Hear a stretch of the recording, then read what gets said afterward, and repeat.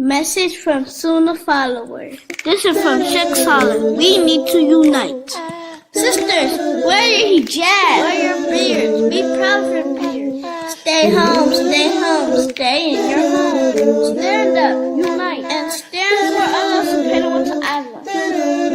That's right, Saleh. We all should stand up in solidarity, not transgressing the limits of the law, but standing together with patience and understanding. This is Sunnahfollowers. With dignity, humility, and balance. If you want to learn about how to balance and maintain your faith every day, you need to be here at 6:30 p.m. Eastern, being taught by streaming on all major platforms.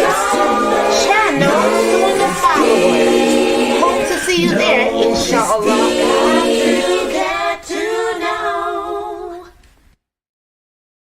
Assalamu alaikum. This is Yusuf and this is Ayub. And if you are benefiting like we are from the classes and the ongoing programming and tuning into the Sunnahfollowers, please donate. Let this be an ongoing sadaqah jariyah on your behalf. You're helping the kids, the converts, and everyone seeking knowledge. And it's a wealth of information every day you tune in. Don't forget, you are being rewarded for your generous donations to keep this programming on air. You know, just like what you're hearing, put your dollar where the dollar's at. Right here on Sunnahfollowers. Don't forget, donate. Right here to Sunnahfollowers and dollars out. Assalamu alaikum rahmatullahi wa barakatuh. Assalamu alaikum, brothers and sisters. Listen, we are in dire need of donations to keep these shows running and available for you 24/7. So that means when you're in the car, it's available for you to listen to. Whether you're at work, streaming, playing a game, it's available for you to listen to. Rowing your deed and learning about the beautiful, beautiful, beautiful different topics of Islam. Listen, one of the heaviest deeds that could be placed on your scale on the Day of Judgment is sadaqah jariyah. Yes, I know, I'm trying to build deeds daily. So you can too.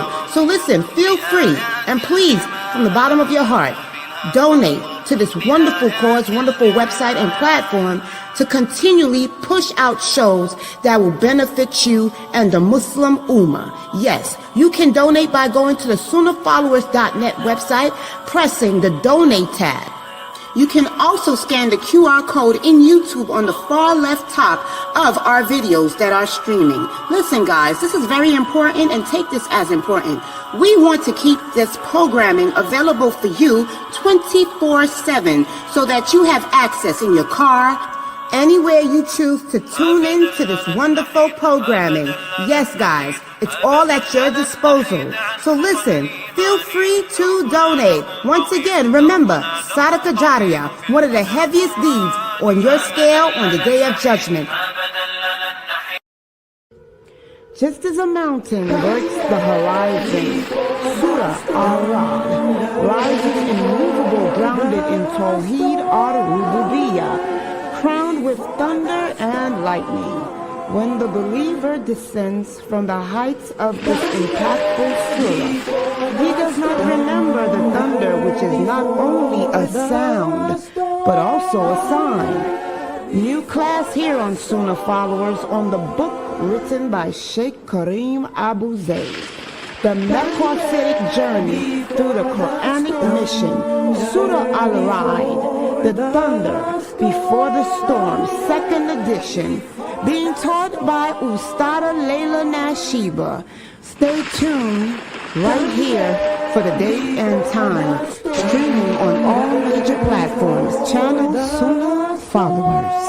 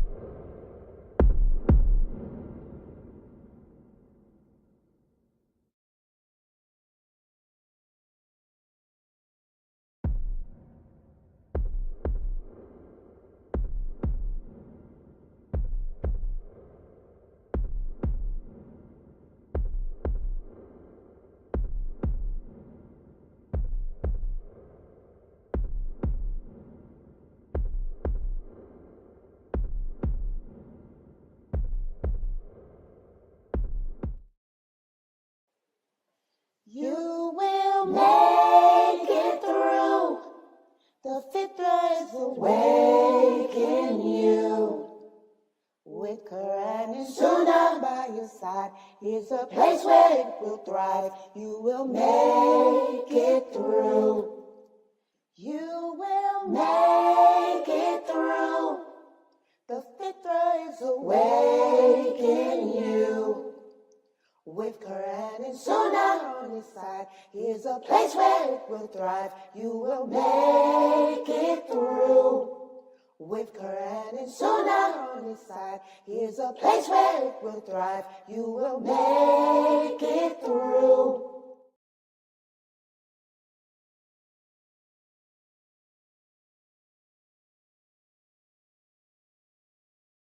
Okay. All right. Can you guys hear me now? Okay. Ina alhamdulillah wa salat wa salam ala wa rasulullah. I'd like to welcome everybody to our Aqidah class. This is the class that we hold on the weekdays at 6:30. But remember, since the time has changed, since the daylight savings time, this class is now held on the weekends at 6 p.m. Eastern Standard Time. So I hope everybody makes a note of that. You might want to let everyone know that on the weekends, on Saturdays and Sundays, this class is held at 6 p.m. Eastern Standard Time, because we have a class with Dr. Jamali. He's doing the fiqh and implementation of the Quran at 6:30. At 7 o'clock Eastern Standard Time. And tonight for this class, we're going to continue discussing how, as Muslims, since our fitra, our hearts have become awakened. Once our hearts have become awakened, we have to focus on the next generation, which is our children, because Allah commands us in the Quran to save our souls and then our families from the hellfire. And this is something that we are lacking in today. You look at the contemporary Muslims of 2025, soon to be 2026. Instead of us obeying Allah and focusing on ourselves and our families, we're trying to compete with the non-Muslims. We're trying to emulate them and be like them, especially Muslim women. The women today are becoming westernized, secularized. They've allowed the non-Muslims to intervene into our way of life and convince us that we have been oppressed, that we have been deprived and depraved due to our Islamic beliefs. The same way they did the Amish, the same way they've done other women of religious backgrounds. This is how Shaitan works. They work through the women of a nation, because women, are the weaker of the two genders. Okay. So we have Muslim women focusing on their careers today, becoming career women, when our career is in the home. Our career is supposed to focus on ourselves and our children, the family.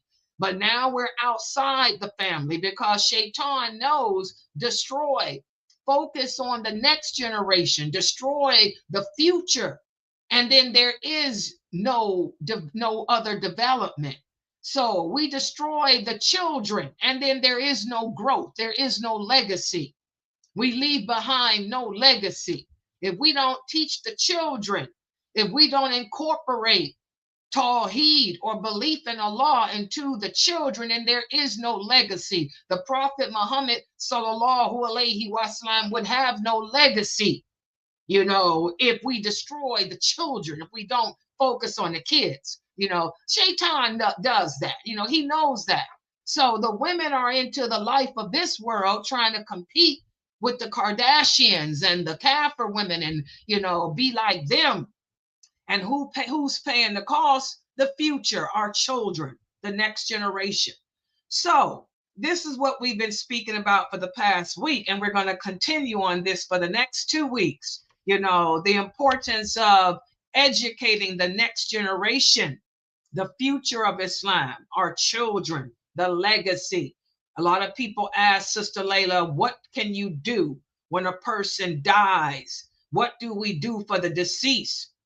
Well, we want to never forget them. They want to be remembered. We remember them through our supplications, okay? And we remember them through their legacy. We try to leave behind, and cultivate their legacy. One of my students, I'm so proud of her. I'm so proud of her. She defeated Shaitan. Shaitan tried to jump in and cause her to commit shirk and tried to destroy her husband's legacy, to end his legacy. Oh no, she rose up and stopped that, okay? And I posted to her and told her, remember his legacy. Keep his legacy going. Keep his legacy going, okay? And that's what it's all about. What legacy have you left behind? What legacy are you leaving behind? It's all about preparing for the hereafter. See, the believer, this dunya is nothing. Like I said, let them have their cake. Let them eat their cake. For the hypocrites, for the weak, let them eat cake, because the cake they eat in this world will be served to the believer as bread on the day of judgment. The believer knows that this earth, Allah will take the earth and roll it up, and it will be served as bread to the believers on the day of judgment. What is the first food that the believers will eat? They will eat bull and the liver of fish, and the earth will be rolled up and served as bread. So the cake that the hypocrites eat in this world will become the bread for the believers. So let them eat cake, because their cake will be served as our bread.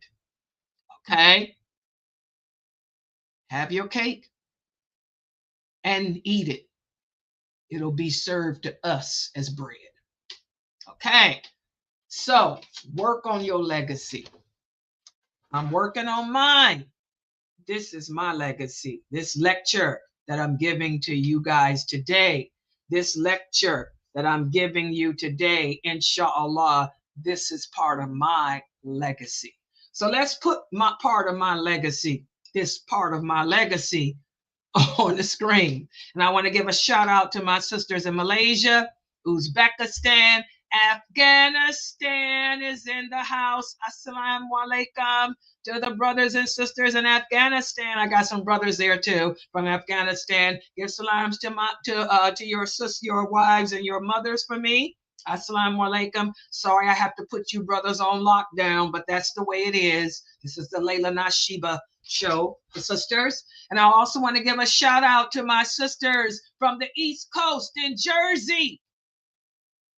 East Orange, New Jersey's in the house. Sister Annette Muhammad sent me two beautiful garments from Egypt.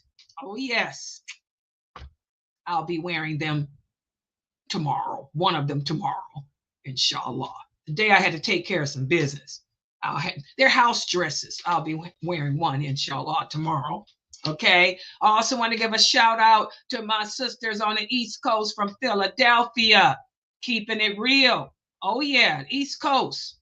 Islam has always been powerful and strong here in America on the East Coast. New York, Detroit, Chicago, Cleveland, New Jersey. Oh yeah, keeping it real, holding it down. Also, we can't forget Atlanta. My sisters in Atlanta, assalamu alaikum. I got my West Coast in the house too. Fresno, what's up?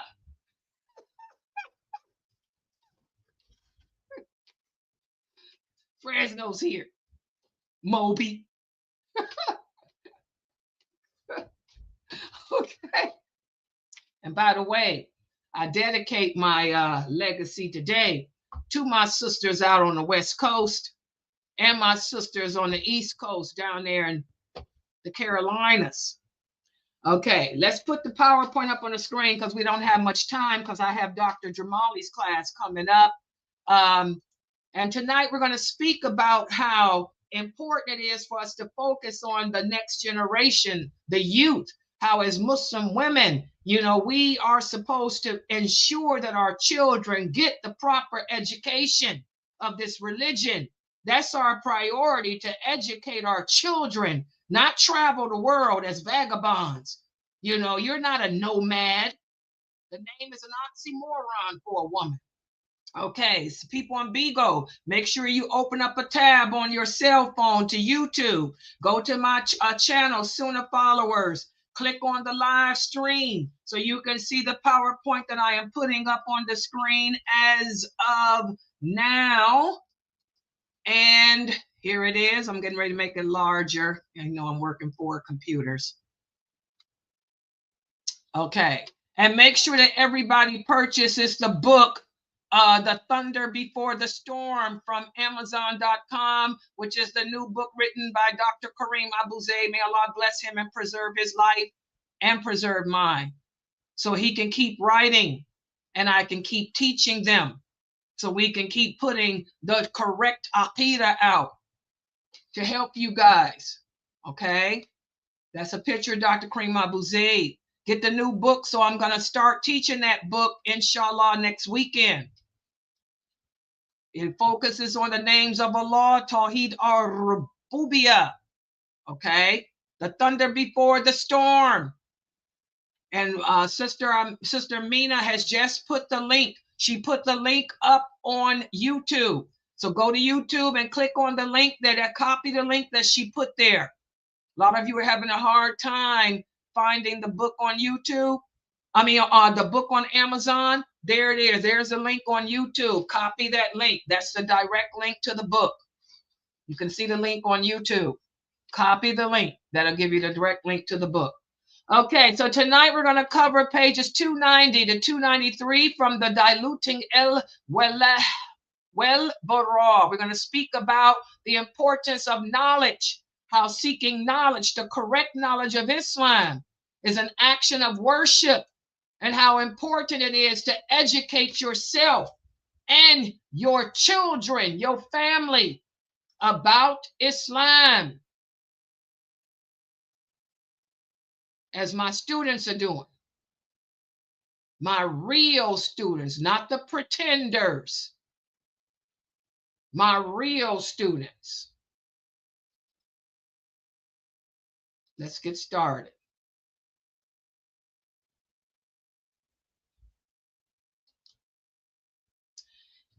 Wal Bara. This is an Arabic term, which is part of the testimony of faith. It means allegiance and disassociation. This principle is the cornerstone of Islamic faith. It's rooted in our Islamic tradition. It's rooted in our Islamic tradition, and it encapsulates our love for Allah, our love for his prophet, sallallahu alaihi wasallam, and our belief system. And also it entails our rejection and our resentment of any and everything that opposes or undermines that love for Allah, that love for the Prophet Muhammad sallallahu alaihi wasallam, or that love for our religion. Does everybody understand that? And in today's complex and interconnected world, this principle has a deep significance, and it plays a deep role in the lives of modern day Muslims, because it serves as a moral compass in our lives. It serves as a moral compass in our educational journey. It plays an important role in defining our Islamic identity. It plays an important role in helping us to maintain our faith in this present world. We're raising our children. You can raise your children and they can turn out to be good, strong believers in a country such as America. They can grow up and become great believers, successful believers, as long as you instill the correct belief system in them. They can grow up. They can live amongst the non-believers. They can take the good from living amongst them and distance themselves from the drugs, the alcohol, the girls, the bad, and end up being distinct over them, excelling above them, and becoming better than them because they are better than them. If you raise them correctly with the correct belief system and instill in them the principles of having allegiance to Allah, to his prophet, sallallahu alaihi wasallam, the true believers, and this deen. Also, when we speak about al-wala, which is allegiance, which is part of that testimony of faith, it doesn't just mean love. It represents more than that. This is a heartfelt devotion that inspires us to make sure that our actions, that our faith, our beliefs, and our associations are all pleasing not to man, not to society, but to Allah. This loyalty is not just vertical towards Allah, but it's also horizontal. It extends to all true believing Muslims. And it serves as a bond that unites this nation, regardless of where you are, what color, what your nationality. The fact that you believe La ilaha illallah Muhammadur Rasulullah, that makes us brothers, that makes us sisters. We're not just husband and wife, but it's a little bit deeper. You're also my brother in faith. And because you are my brother in faith, it's a little bit deeper than just a husband. I want the best for you. I want what's right for you. And I love you even deeper than a husband. I'm going to do battle for you, even if it means I got to do battle against a country, a nation, your family. I'm going to do what's right for you and stand by you to the very end. This is a love that can't be described on any other level because it's for Allah. It's because you are my brother in faith. Our souls were together before we came into the womb of our parents. We pledged allegiance to Allah and to each other on Mount Arafat after Adam, our father, was created. And we found each other in this world. Forget that we were married. We have a bond of faith. So I'm going to do jihad for you. This is a deep type of love. Okay? This type of support is deep. This shared sense of loyalty becomes a defining feature that shapes the spirit of brotherhood, the spirit of true solidarity that only another believer can understand. That's a deep type of love. That's a soulmates type of love. That's a type of love of two who come together for the sake of Allah, and they part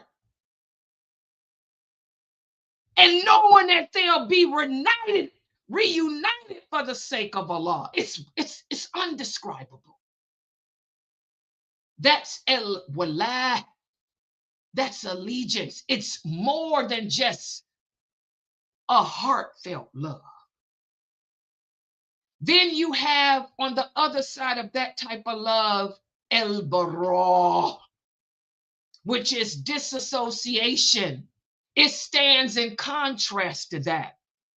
It entails a deliberate and a principled rejection of any action, any belief or association that contradicts what was pledged on Mount Arafat before those souls even entered the womb of their mother. It's not just a passive avoidance, but it's a powerful, active assertion of faith that guards against influences that might compromise one's religious commitment and moral integrity. It's a conscious distancing. It's a form of resistance against adopting practices or ideologies that are incompatible with Allah's laws, Allah's teachings, His commands, that you're willing to die for what Allah says and for what you believe and know to be true.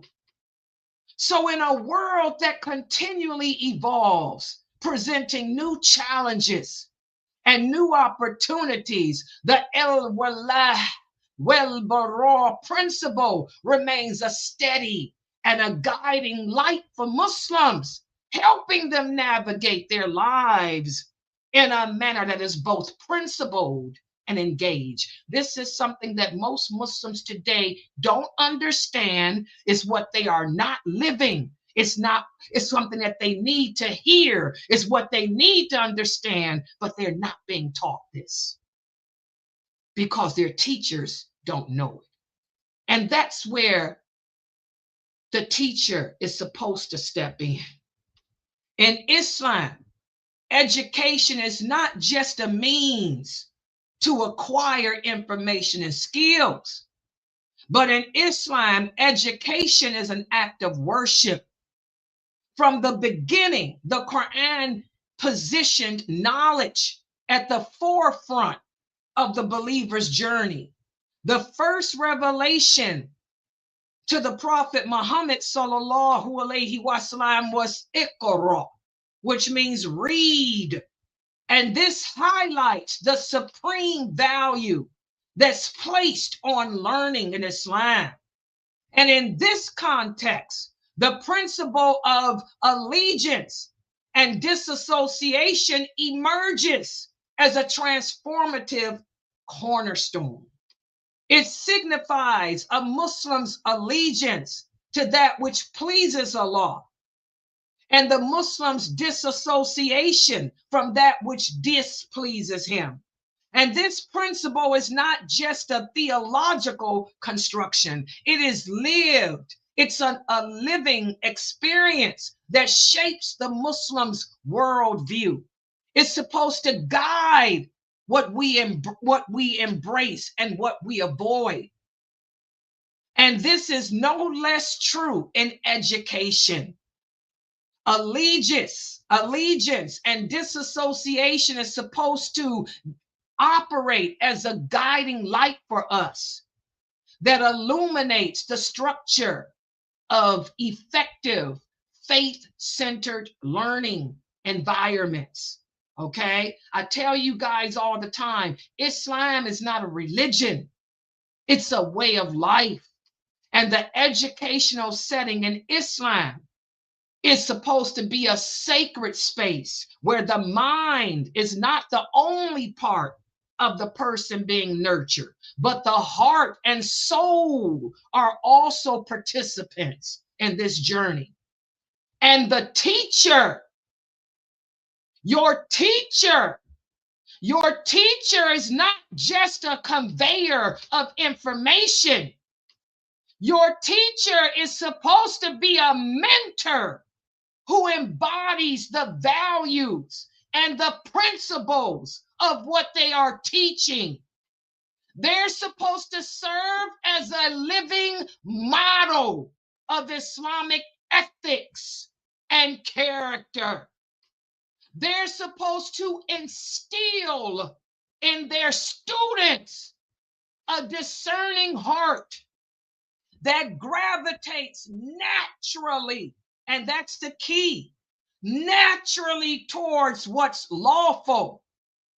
And naturally, your heart is supposed to shun what's unlawful. That's why I keep my Zoom room open. And y'all, my camera, where y'all can see me, y'all can hear me, y'all can see how I deal with my life. That's why the prophet says in the authentic hadith, sit. He said, sit in the company of the people of knowledge so you can see how we act, how we handle our trials. Y'all see how I handle my children, my grandkids, my problems. We're supposed to be mentors so y'all can see how we handle the trials of life, how we come back, how we turn to Allah, how we deal with the same problems you guys are dealing with in life: death, disappointment, heartbreak, hurt, pain. How we handle the lawful, the unlawful. It's our job as teachers to create a generation of Muslims who are knowledgeable and conscientiously are grounded in your faith. You guys see me sitting at home. You don't see me in the streets. Y'all don't see me on no platforms doing intermingling with men. Y'all don't see me doing lectures and traveling around the world trying to be famous and all that. I am not famous. I am infamous. I tell y'all that all the time. I'm not one of those famous speakers. I am infamous, not famous. I'm the opposite. I'm the one they don't like because I'm the one living what I preach. I practice what I preach. I'm right here. Y'all see me practicing what I preach every day. I follow the Sunnah. I don't talk the Sunnah and then get a paycheck. I don't get paid. I don't talk the Sunnah, get a paycheck, and go home and be with men or travel to non-Muslim countries or sit there and do whatever these other people do. Y'all know that ain't Layla. I'm the one that they hate because she's practicing it. She's real. My students are a reflection of it. Because when my students are met with disaster and they call me, what do I tell them? Pull it out your heart. Pull out your heart what you supposed to do. And they do just like what my student here did. They do just like. Not just what my student there did, but what my student here is doing.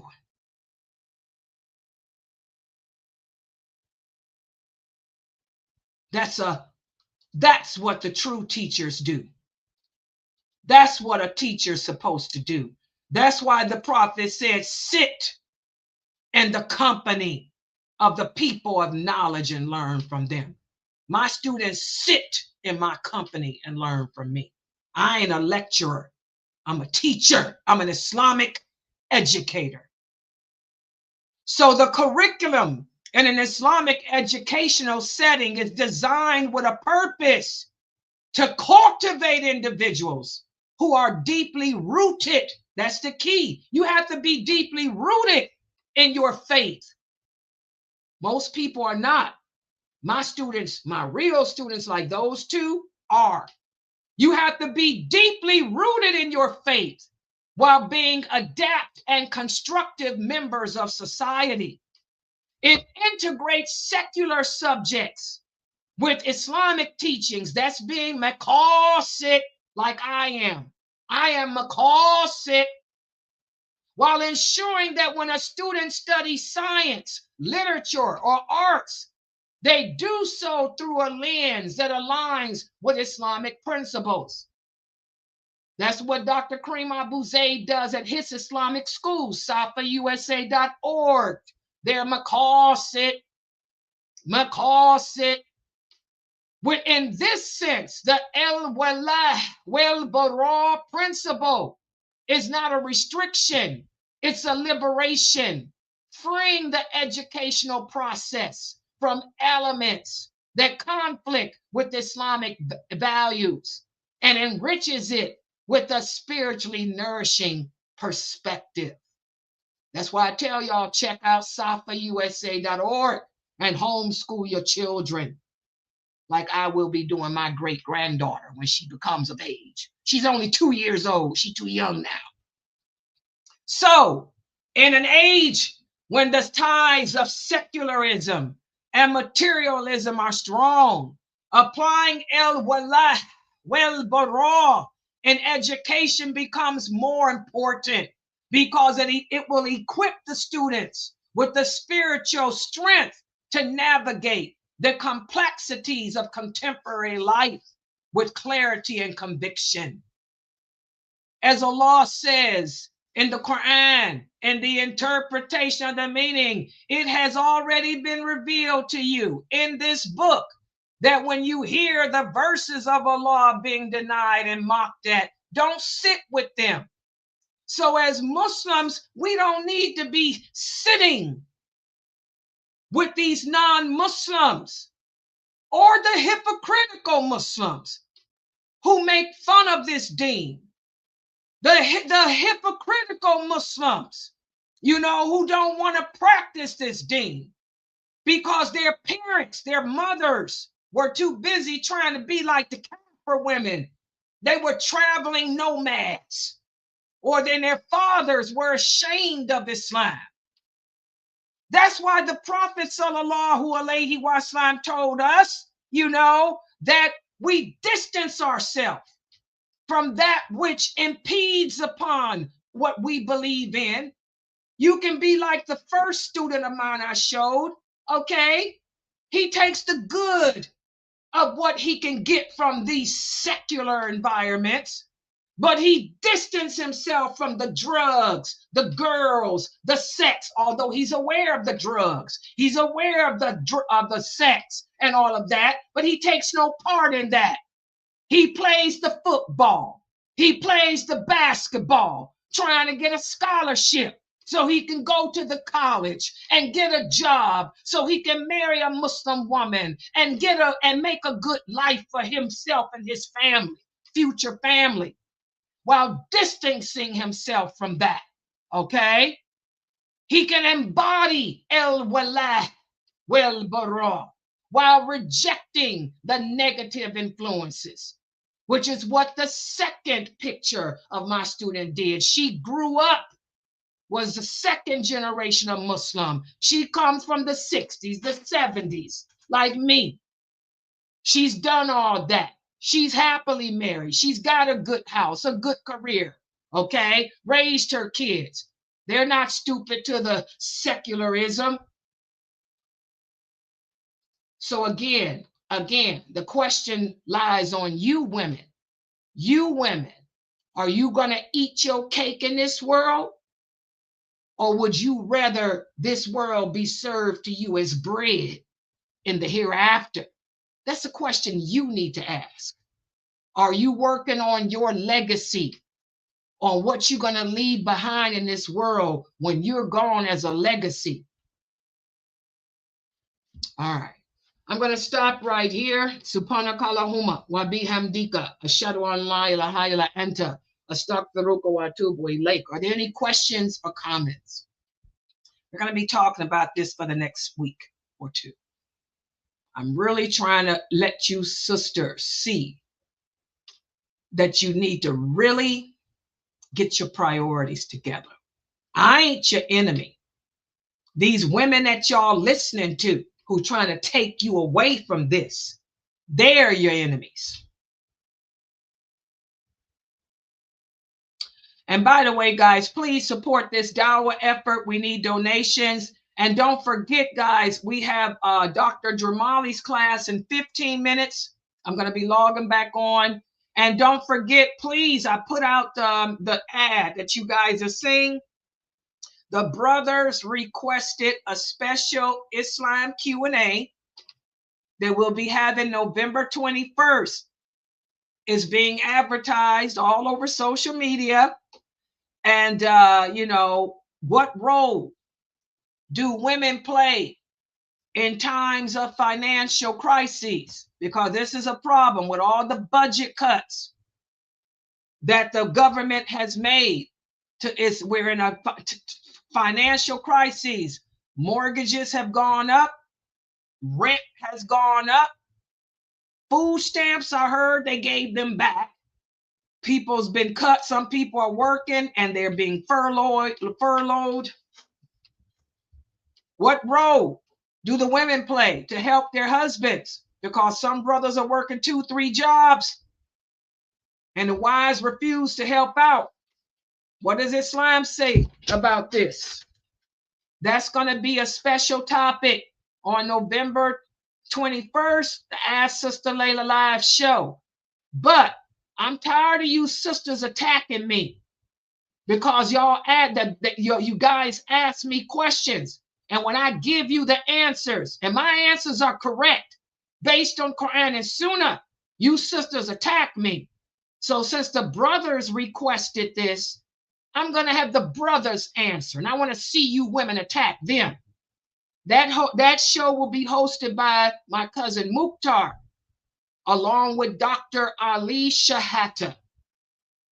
And let's see how you sisters handle hearing the same answers from the brothers that I would give you. You won't attack them, no. You'll be asking them age, sex, location questions and asking, can you be their third and fourth wife? But you'll attack me. So please make sure that y'all share that advertisement with everybody. This is a family. This will be a family Islam Q&A show for the men and the husbands and wives. Please share. We want to bring as many people in for that as we can. So please share that to your social media platforms. So I'm going to log out for right now. I'll be back in about 10 minutes with Dr. Dramali. Subhana kalahuma wa bihamdika ashhadu an la ilaha illa anta astaghfiruka wa atubu ilaik. Assalamu alaikum, everybody.